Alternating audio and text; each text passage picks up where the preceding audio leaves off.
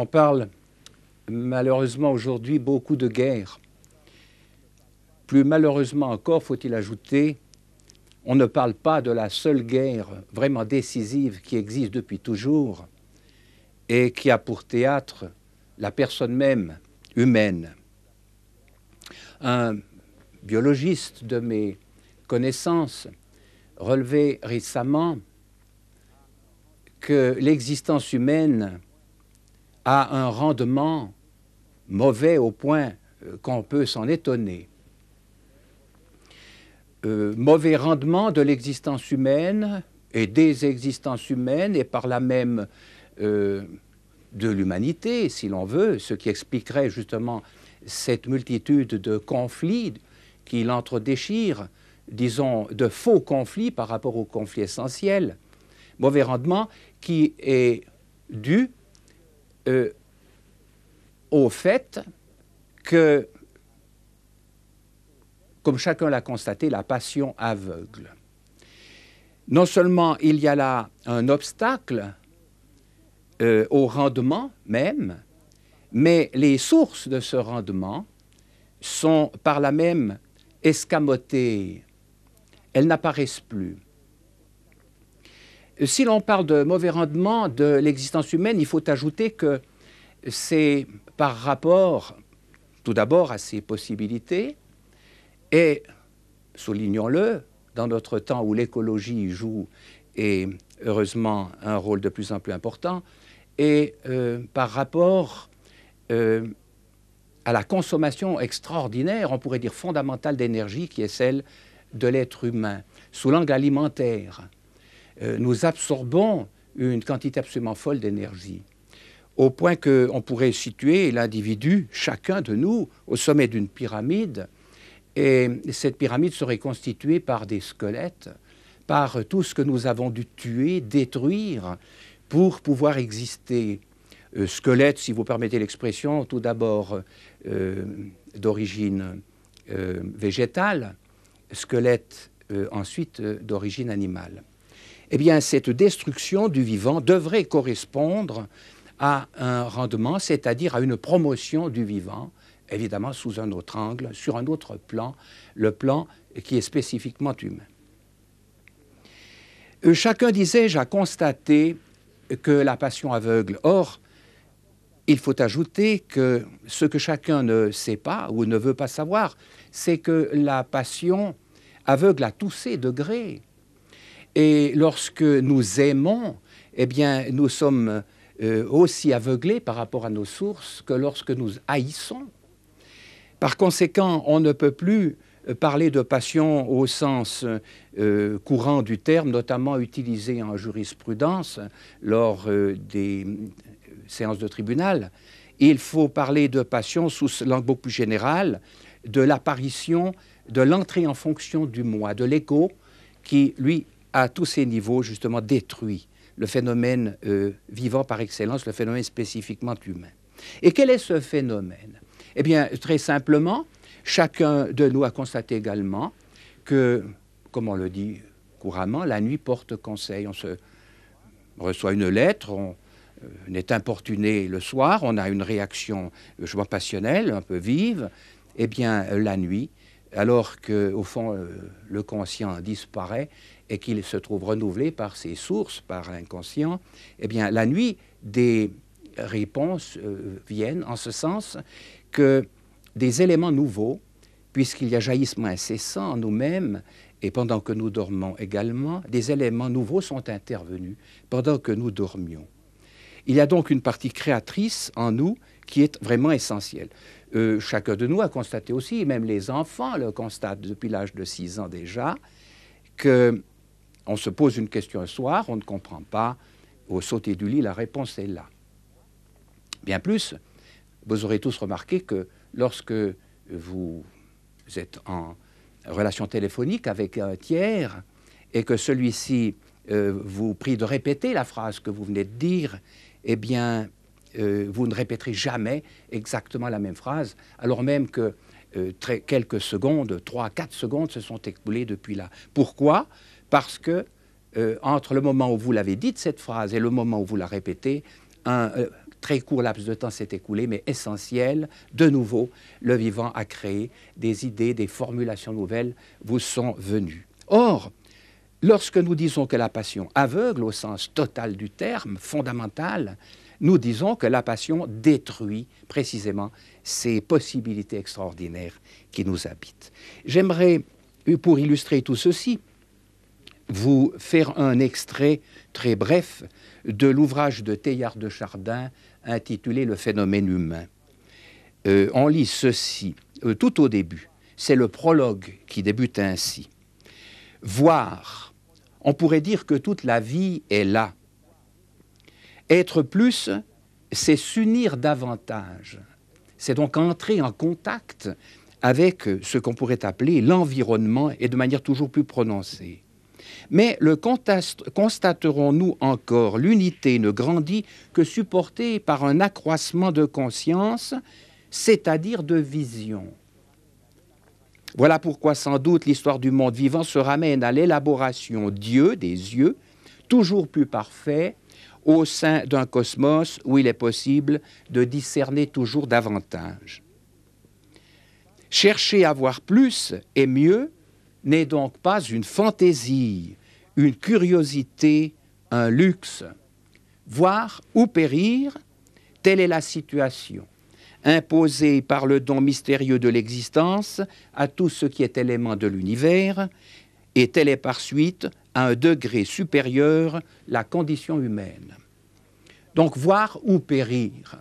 Alors, nous avons maintenant deux éléments qui entrent immédiatement en conflit. Il y a l'élément qui, au fond, veut promouvoir la vision, voir clair et toujours plus clair, s'unir toujours davantage, accroissement de conscience.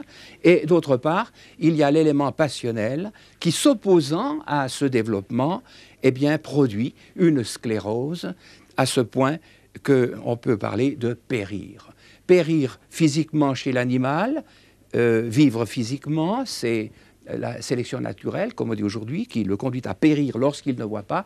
Chez l'être humain, eh bien, il y a dépérissement intérieur, avec un P majuscule donc, dès l'instant où le moi intervient. Alors, voyez-vous, tout ceci nous amène à nous représenter la question sous une forme parlante d'une balance à deux plateaux. Puisque les deux éléments, le moi et le besoin de voir clair, se combattent, on peut dire qu'ils sont inversement proportionnels. Quand le moi, son emprise, son poids sur notre personne s'accroît, eh bien, l'œil, si vous voulez, la lentille, le diaphragme de l'œil se ferme en ce sens que la vision se rétrécit et finit par disparaître. Inversement proportionnel, c'est exactement ce que nous voulons représenter par ces trois balances. Voici notre axe avec le pivot. Nous représentons sur la partie, je vais faire l'inverse, sur la partie gauche, un poids, l'ego, le moi.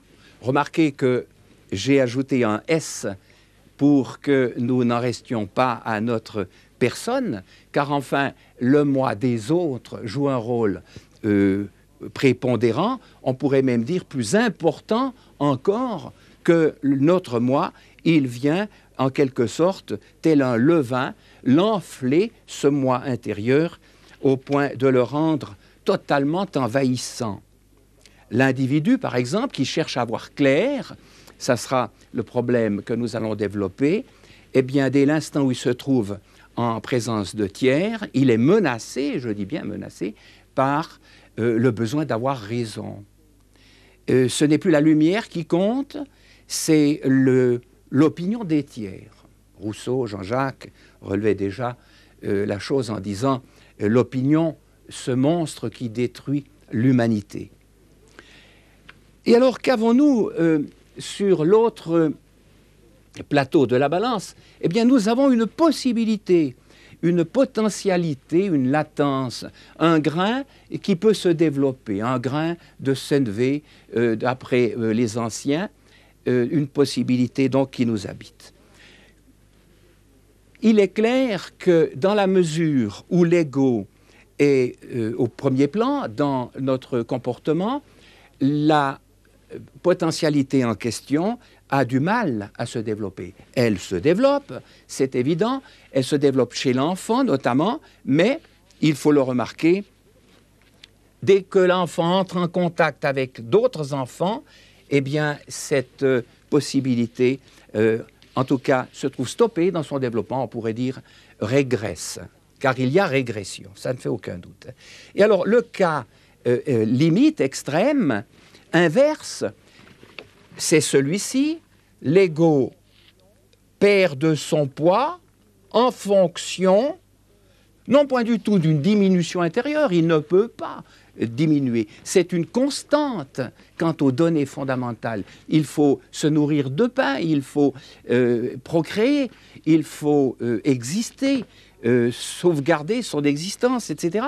Et alors, à l'extrême limite, vous avez le grain en question qui s'est développé, le besoin de voir clair qui a pris toute son importance, toute son influence, et ce besoin de voir clair détruit ipso facto le pluriel de notre ego, c'est-à-dire nous sort du conditionnement qui est le nôtre dans le cadre du groupe.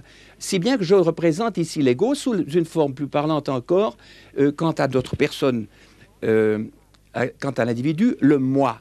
Le moi a automatiquement diminué, mais alors la balance, en quelque sorte, l'a emporté en raison de la primauté accordée au phénomène de la lumière, au besoin de voir clair.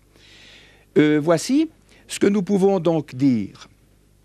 Je remarquerai que l'état intermédiaire nous intéresse également, car pour passer de cette situation à cette situation, on peut dire de cette guerre du départ à cette victoire, car c'est là la victoire, ça ne fait pas de doute, n'est-ce pas? Eh bien, il y a la position intermédiaire que je noterai ainsi, que voilà, il faudrait avoir un arbre un peu plus petit, moins volumineux, moins pesant, pour qu'on puisse vraiment caractériser par le modèle cette situation. Eh bien, cet axe à l'horizontale représente une mise en échec par le besoin de voir clair des appels personnels égocentriques. Une mise en échec. Alors, remarquez, c'est intéressant. Vous retrouvez au fond les 3 degrés qu'on retrouve dans toute la tradition, notamment au début de notre ère, les 3 degrés de développement. Tout d'abord, ici, le développement nul. Il n'y a pas eu de départ, c'est une donnée. Il est né de femme et il n'est pas encore né quant à ces activités-là, il n'est pas né d'esprit. Ensuite, vous avez la mise en échec du moi par le développement du besoin de voir clair. C'est ce qu'on appelle de nos jours l'esprit d'objectivité. Cette mise en échec du moi vaut justement à ce moi de ne plus intervenir momentanément lorsque nous cherchons, lorsque nous pensons, d'où nous pensons de manière, comme on le dit, désintéressée, c'est-à-dire objective. Et alors le final que nous avions représenté, que voici à nouveau, le final représente la victoire, c'est-à-dire cette fois-ci, le moi est à ce point mis en échec qu'il a littéralement disparu, du moins sous l'angle de la recherche.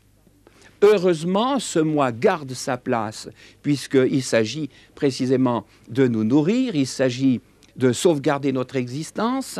Lorsque nous sommes en danger, il réapparaît, il est tout à fait à sa place, mais il n'a plus un mot à dire dans le domaine précisément de notre rattachement au tout, comme le disait Simien Teilhard de Chardin, dans le domaine de notre accroissement de conscience.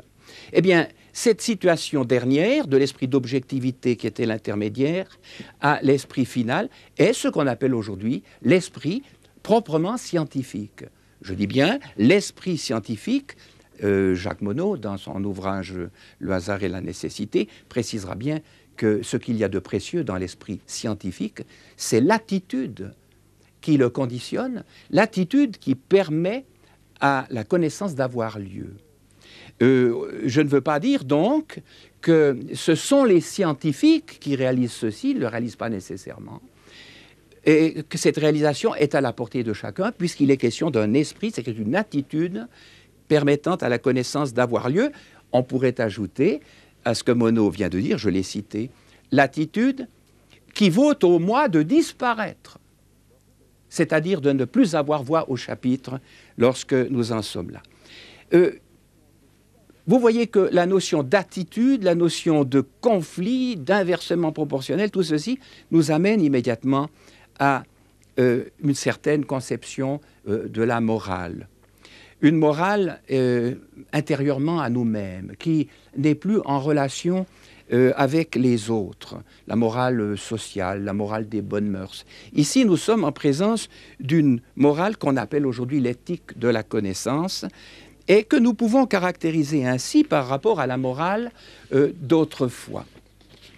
Remarquons que ces deux pôles, ces deux plateaux de la balance ont chacun leur morale. Le moi a une morale qui le rattache au moi des autres, à l'ego au pluriel ici. Et alors, au fond, sa morale consiste toujours à tout tirer à lui. Il interprète les faits, les événements d'après ses propres désirs. C'est justement là le moi perturbant. Et nous nous en rendons compte avec ce petit dessin qui tout simplement veut représenter de manière un peu enfantine, il est vrai, mais enfin parlante, les réactions du moi. Alors, quand il en est là, le moi appelle gentil chat, le chat qui revient à la maison avec une souris. Pourquoi gentil chat? Parce que la souris, eh bien oui, dans la cave, eh bien mangeait le fromage. La souris, autrement dit, est mise immédiatement en relation avec nos intérêts. Mais voilà, il n'y a pas que le gentil chat, il y a aussi le méchant chat. Je me permettrai de le mettre ici.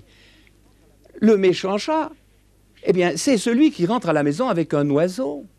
Qu'enfin, l'oiseau ne nous nuisait pas. L'oiseau n'attaquait pas le fromage. L'oiseau représentait un être innocent d'après nos intérêts. Et alors, vous voyez que ceux qui réagissent de cette façon-là sont dans l'impossibilité de contacter l'univers, les faits réels, le donné universel, objectif. Donc ce développement ne peut pas avoir lieu aussi longtemps que c'est la morale dictée par nos intérêts, par le moi qui l'emporte. La morale qui, au fond, est déterminée par la connaissance qui doit avoir lieu, l'attitude qu'il s'agit d'adopter, est, me semble-t-il, très très bien représentée par ce problème-là. Vous avez ici une allégorie, c'est la justice. La justice qui a les yeux bandés, nécessairement bandés, ce qui représente tout simplement l'ego, le moi qui a disparu. C'est ce plateau-là de la balance qui n'intervient plus, parce que les considérations extérieures relatives précisément aux besoins alimentaires, corporels, à l'existence, n'interviennent plus, et c'est parce qu'elle a les yeux bandés qu'elle peut rendre la justice, qu'elle peut se prononcer de manière désintéressée. C'était objectivement, c'était la situation intermédiaire, et à plus forte raison, scientifiquement, en relation avec le donné universel. La justice qui serait représentée de cette façon,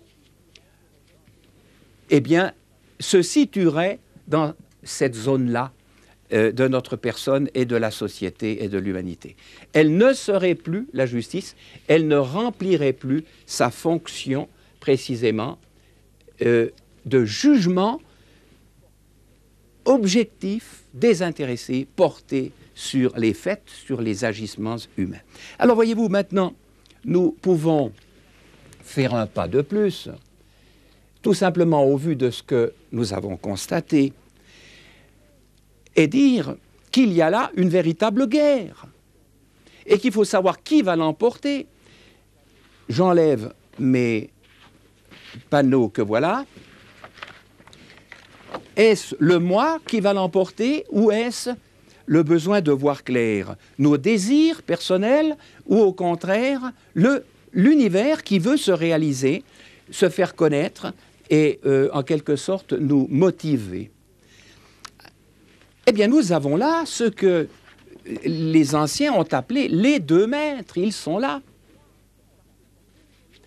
Les deux maîtres ou rois, car ce sont deux autorités qui demandent l'une et l'autre soumission. C'est impossible, puisque l'une grandit lorsque l'autre diminue. Eh bien oui, vous avez un certain Jean-Baptiste qui était un contestataire, qui était un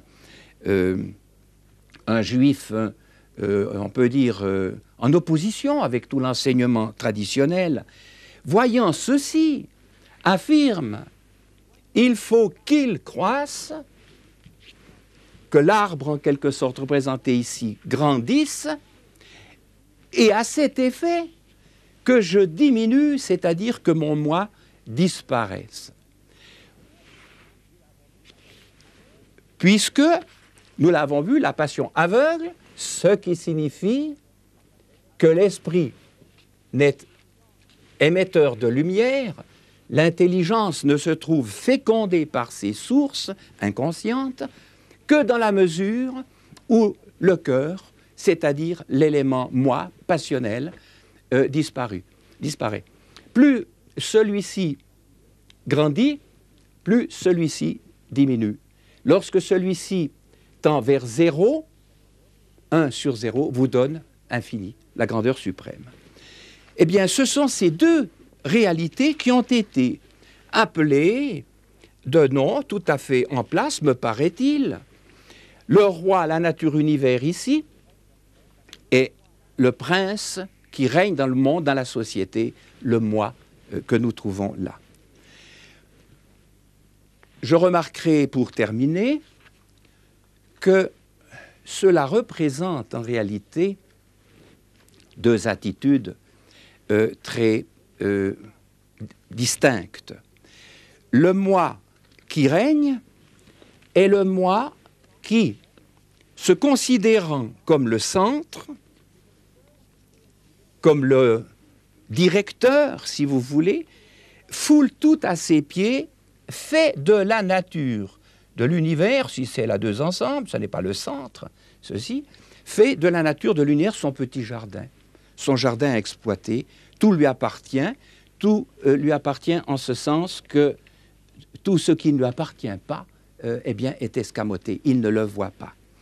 On pourrait rappeler là également la définition d'un biologiste qui voulait distinguer l'animal de l'homme. Voici, disons, l'animal et voici l'homme, le spécifiquement humain. Eh bien, il disait, tout à fait conformément à cet ensemble, il disait, comme nous, l'animal regarde l'univers, le bleu ici, mais il ne le voit pas, car il ne voit précisément de l'univers que ce que ses intérêts lui permettent de voir. Il est aveugle par définition. Alors, vous voyez que l'inverse que nous avons là, eh bien, peut se représenter de la même manière. Nous inversons et nous avons maintenant la vision des choses désintéressées où l'univers, le donné universel, s'avère l'essentiel et le moi, le groupe humain, si vous voulez, le monde, la société, le moi, se trouve inséré dans le tout. Il a à s'informer du tout pour savoir comment se conduire. Il n'a plus de maître lui dictant ses propres agissements. De fil en aiguille, et j'aurai terminé avec ceci, nous en arrivons au terme même que Teilhard de Chardin a employé. Ce n'est pas lui qui l'a créé, mais il l'a mis en évidence. nous avons ici le choix entre deux attitudes. La première qui consiste à nous humaniser, à être homme avec les hommes. On en parle beaucoup aujourd'hui. Mais l'essentiel n'est pas là, car la seconde attitude est seule décisive. Il s'agit, c'est le terme de Teilhard de Chardin, il s'agit de nous hominiser, ce qui signifie il s'agit de croître à la mesure de l'univers, et non plus à la mesure des autres. Ceux qui pensent que la solution du monde est dans son humanisation, eh bien ceux-ci, à mes yeux du moins, parlent en parfait aveugle. Ils n'ont pas vu le phénomène essentiel de base. Les solutions leur échappent. Le problème est mal résolu. Il ne sera jamais résolu sous cette forme-là. Il faut que cet élément-ci l'emporte. Or, je dis ceci pour ouvrir en quelque sorte le chapitre suivant. Or, nous avions deux tables à la fameuse loi mosaïque. Ces deux tables comportaient, nous le verrons, 3 commandements pour la première, nous rattachant aux toutes, et puis 7 commandements nous rattachant au groupe. Alors on peut aussi représenter la chose ainsi. Vous avez ici la donnée montante. Si vous permettez, je vais tourner maintenant dans ce sens-là mon inscription, s'hominiser. La direction montante, l'amour de la lumière, c'était la première table. Et ici, l'amour de soi et des autres, c'est-à-dire la seconde table de la loi, non pas de soi et des autres, à l'origine, c'est de soi et de l'autre, c'est autrui. Là, c'est déjà une trahison que de faire de cette loi un rattachement aux autres. C'est un rattachement à l'autre et non plus du tout un collectivisme qui n'a strictement rien à faire ici. Or, l'amour de soi et de l'autre ne conduit pas à monter. Il conduit à se rendre soi-même semblable à l'autre. Il descend, si vous permettez. Et alors voilà, vous avez désormais la lutte qui sera illustrée plus tard par notre soin, la lutte entre cette aspiration-là, qui est celle de l'inconscient qui nous habite, l'inconscient, attention, qui n'est plus freudien, qui n'est pas le résultat d'un refoulement, mais qui correspond aux récentes découvertes sur les 2 hémisphères du cerveau. Vous avez là déjà une recherche en route. On n'a pas à en décider, elle est là, il faut y donner suite. Et ici, nous avons une recherche qui est à sa place, à condition de n'être pas la seule à dicter notre comportement, car alors, précisément, si elle était seule à avoir voix au chapitre, elle anéantirait notre possibilité de nous hominiser, c'est-à-dire de devenir des hommes.